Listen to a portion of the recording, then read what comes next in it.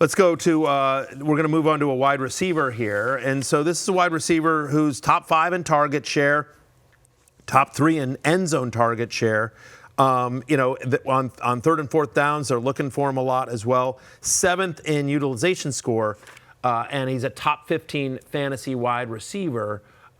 Interested in this guy, do you think? So, like, it feels like the fantasy points per game is nice, 13th, but all the underlying numbers are higher. The usage is amazing. Yeah. Where, yes, I am highly interested. Is this Nico Collins? It's not. It's a good guess, but it's not Nico Collins. Jay? Oh, we got Pete throwing in Pete. Game show sound effects. Well, I know Pete's a Giants fan, so Malik Neighbors? Also a good guess. It's not, but it is you guessed 2 alpha wide receivers, and you're right. It's actually Davante Adams. And I think the surprising thing on Adams is because so many people are like, well, Puka's the alpha there and everything like that, but I don't think they realize that it's literally just those 2 guys. Yeah. And that there's enough target share and enough volume for both those guys that I feel like we talked about this in the preseason, that like Sean McVay's offenses have supported, Kupp and Nacua. We've seen it multiple times over the years.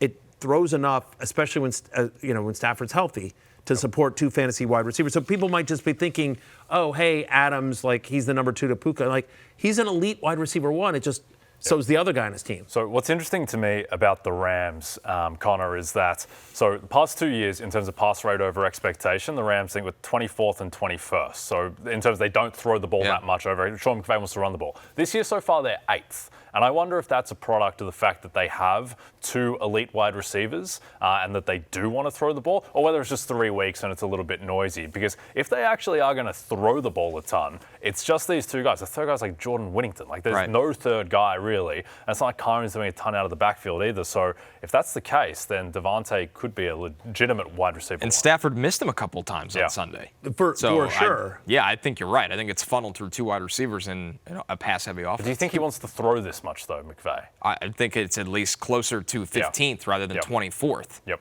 Right? Yeah, so, yes. Davante Adams, throughout his career, wherever he has played, whether it's Green Bay, the Raiders, with the Jets, he has always earned basically a 30% target share. He's always been a massive target earner wherever he goes. And so the fact that he's at 31% through 3 games is not shocking to me, even though he's opposite Puka Nacua, who is also a massive target share earner. But it's just like they don't really have a tight end. They don't really have a third wide receiver. Like it's those 2 guys. Here's the way I think about their offense is imagine that the Eagles threw the ball a ton and there was no Dallas Goedert. Yeah. That's basically it, right? It's A.J. Brown, Devontae Smith, and also imagine that, instead of Saquon Barkley, you have Kyron Williams, so not quite as much emphasis on the run game. So it's a very it's maybe the most streamlined passing game in the entire league. Yeah, especially because, by the way, Stafford's not a threat to, at least in the Eagles, Hurts can always run it as well. He's a weapon. Stafford is never going to run, and so there's that.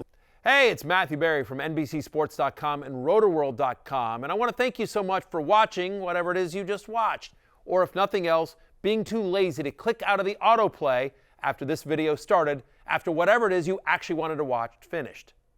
But now that you're here, I'd like to take a moment here to ask you respectfully now, okay? I'm asking you respectfully to subscribe to the NFL on NBC YouTube channel. You'll get the latest Roto-World fantasy news headlines, all sorts of great shows, including my own Fantasy Football Happy Hour. So go subscribe now. Again, I'm asking respectfully.